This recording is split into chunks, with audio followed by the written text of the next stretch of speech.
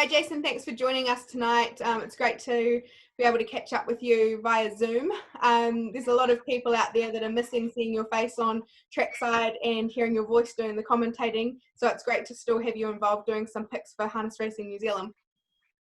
It's just great to be asked, to be honest. Obviously, my racing work has certainly dried up, so I'm still take it as a privilege that someone still wants to know what I'm tipping. So, no, it's great to be here, and yeah, I'm great to be still involved in some, just in some little way anyway. Well, let's hope we can get a winner or two for tomorrow night at Auckland, Jason, and we'll crack straight into it. So race one, you have picked Quick as Fire as your first bet here. Yeah, that's right. It's an amateur driver's race, and I don't recall Quick as Fire going around in one of these for a while, at least since Jeremy Young has taken over the training of the horse. It is dropping back significantly in grade tonight, and I just thought it was just going too well for some of these, to be fair. Has drawn out a bit, but as with amateur drivers' races, there's normally a lot of speed early, so the horse should get a nice cosy trip. It's a bit of a sit sprinter, but that probably won't worry it too much. So, yeah, it's my top selection. I do like Express Play, has a lot of gate speed. That'll be the likely leader.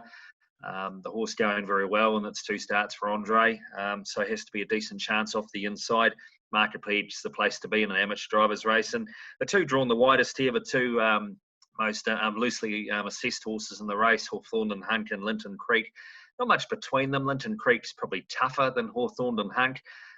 He's got a lot of ability, Hawthorne and Hunk, but he's a constant, I'd have to say, bane of my existence, actually. So hence he's going around in that race tomorrow night. So if he gets the Auckland way, he's a first 4 player, definitely. Otherwise, I wouldn't have him in work. So, yeah, Quick as Fire for me, one of the bets of the night, I think, in the first.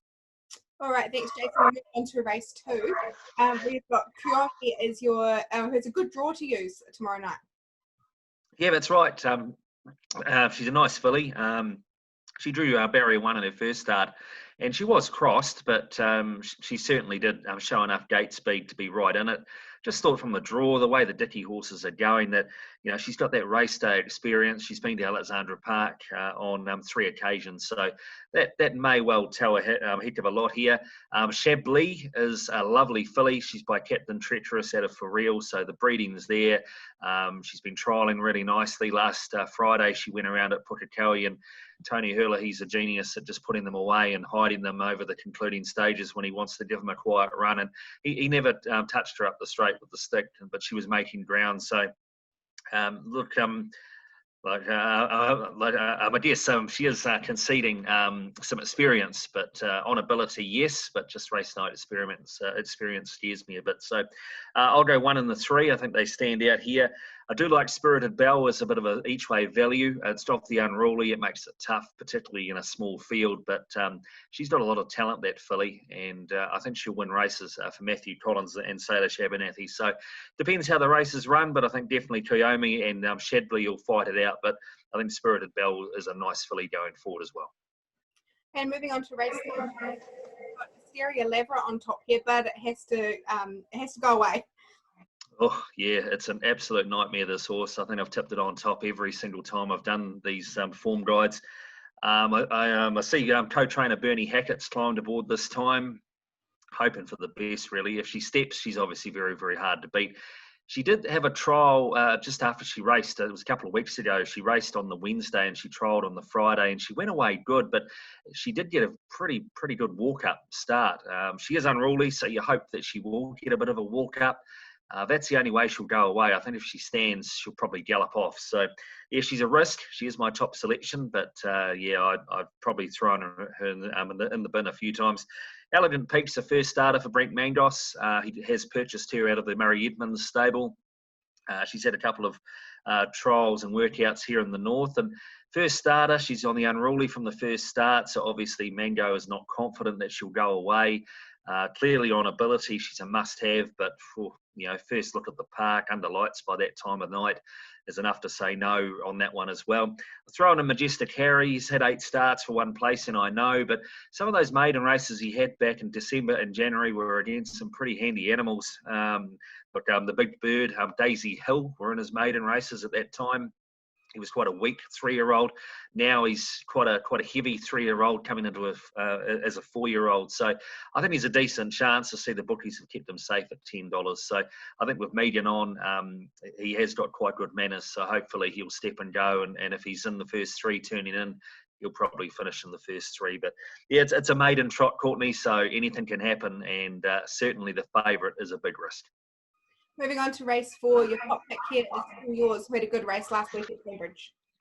Yeah, and is dropping back in class. That was the feature pace last week at Cambridge. Had to do a bit of work. He was left parked early. He went around and took the lead. He was probably aided by the trailer just stopping dead at the 600-metre mark, but he's still a very tough horse. He'll be hoping the speed's on here to junior drivers. It's only 2,200 though. But there is quite a bit of speed drawn 1, 2, 3 and 4. So he'll be hoping the pace is on, and he could easily get over top of them here. So he is my top pick. Silk, what's not to like about her? She's had 4 starts for 3 wins in the North. She's racing great. She never seems to leave this grade.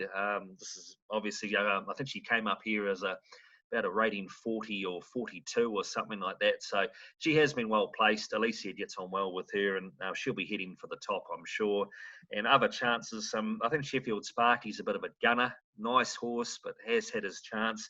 And Pembroke Charlie wasn't bad in the All Yours race last week either. So I guess it's a juniors race. One of 2 things can happen. They'll go nuts early, or they'll walk early and sprint home. It's one of those things, but All Yours, I think, going forward is the best horse in the race.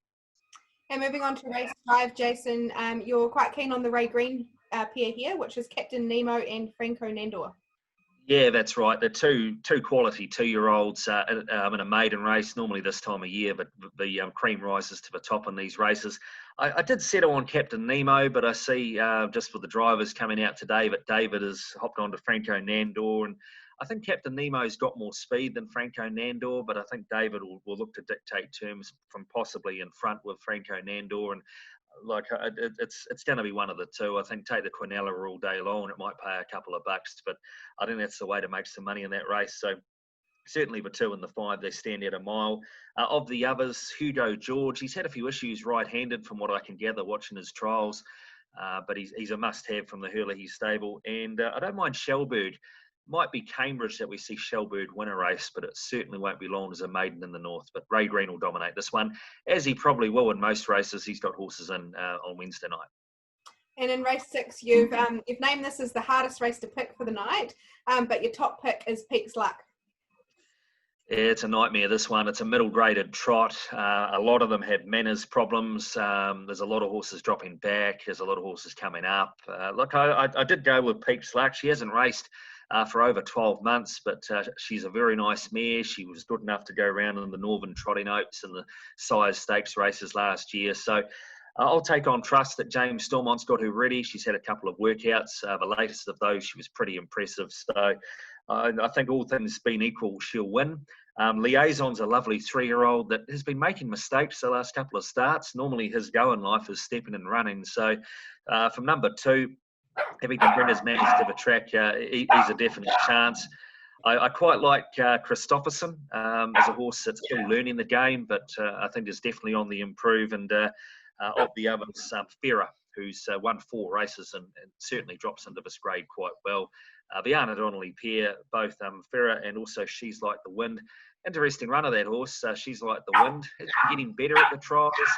Is a horse that can make some serious mistakes, but clearly the ability's there. But nightmare race, but hopefully the cream rises to the top. Okay, Jason, moving on to race 7. You've gone Kerry Maguire on top here, who gets a better draw to use on Wednesday night. Yeah, that's right. It's a pretty good field, this actually. Kerry Maguire's a horse. She's had 2 starts back since lockdown, and I thought both her starts have been very good. She comes out of the same race as Christians Have Time, and I think both horses are major players here. Obviously, the favourite will probably be Tommy Lincoln. Of course, we all saw what he did last start. He led up in the Northern Derby, and it was a pretty farcical sort of affair, that one. But the horse has come back and looked extra good at the trials. He was scratched from his last assignment. He's since been back to the trials and looked outstanding there. He's been beating Copy That. Pretty good form for a race like this. I just worry where he's going to end up on the markers. He does follow out The horse trained by Zach Butcher and Whisty Neat, which is almost a stablemate. So you'd expect that Whisty Neat would poke out of the gate anyway from gate 1. So I have settled on Kerry Maguire. I like her consistency. Christians have time. Tommy Lincoln, he's a must-have just because of how much ability and speed he's got. And obviously, a horse like Rusty Rush is an interesting proposition. Tony Herlihy back on Wednesday night, and he's a horse that likes to run into a first 4 spot, so you wouldn't really want to leave him out. Excellent. Moving on to race 8, Jason. This is the feature trot of the night, and we've got horses like Tricky Rick, Kenny's Dream, Credit Master, and She Reigns going around. So what do you make of them? Yeah, look, out of the 8 runners, 4 of them are off handicaps, and I think they'll fight the race out. I do like Tricky Rick. He's a horse that's been good enough to compete at the highest level, Group 1 trots as a 3-year-old and that sort of thing. He's been outstanding the last 2. He is going back in the handicaps, but now back to 25 metres, so the gap between him and horses like Credit Master and also Kenny's Dream is starting to close. But he's a very good horse, Tricky Rick, and he's heading for open class. So I think he can win again. I do like Kenny's Dream and Credit Master, even though they are 45 behind. There's only 8 in the race. Kenny's Dream's got a really devastating sprint on her, as she showed last time. I think second up she'll be ready. I did question her fitness prior to her last start after her trial, and yeah, I mean, I think she looked pretty ready on that occasion. So she's a massive chance. Fergus Schumacher drives Credit Master again. They're looking for a penalty-free win with him, which will certainly aid him. And last start, he was hitting the line very, very strong. And then you've got She Reigns, who is the likely leader, even off the 25. She steps and runs, and look, 2,200 metres is her going life. So they're the 4. Pick your one you want, but I think on ability and probably going forward, Tricky Rick is going the furthest. But it's going to be a good race, and it's going to be one of those back markers that win it. And as we mentioned before, anything that Ray Green has going around is a definite chance tomorrow night, and same goes for race 9. Yeah, look, American Dealer's a very good horse, isn't he? He was able to win first up. It really was a terrific performance. He beat Christians Have Time, Kerry Maguire, which we see in the other race earlier on. He's drawn 8, which is hard for him, I guess. Stablemate Man of Action has drawn 1, and he's the likely leader. He probably would have won last start had he not put in those fancy footsteps up the straight when American Dealer and obviously those other horses were able to get over top of him. I think they're 1-2, easy enough. Interesting to see what they do with American Dealer. But he's a pretty good horse going forward. Man of Action, yes, much improved. Of the others, double up for Brent Mangos, won nicely about a month ago. Mango's been pretty patient with this horse since. I think he's got his eyes on a free win in a couple of weeks once the horse turns 4. So he's been just biding his time. And of the others, Louis the horse. But really, it'll be Ray Green 1 and 2 here again, and probably the others fighting out third. And to round up the night, Jason, we've got a small 6-horse field in the last. Always difficult with a smaller field. So how do you see that playing out? Yeah, but they could walk and sprint here. I think some of these horses, they do race and walks and sprints every week, to be fair. Kelly's Delight, of course, won the walk and sprint a couple of starts ago, beating On the Cards on that occasion. They ran home at about 55 and change. I don't think she'll lead here. I think Yorkshire is the likely leader with Salish Abernathy on board, and knowing Salish, he'll try and dictate the terms, I'm sure. Yorkshire just struggles around the last bend at Alexandra Park, so he would need to be turning up the wick prior to the 400, I would say. If they are running at 26, 27 speed by then, though, he might struggle to get around the corner. So for that reason, I'm pretty keen on Kelly's Delight.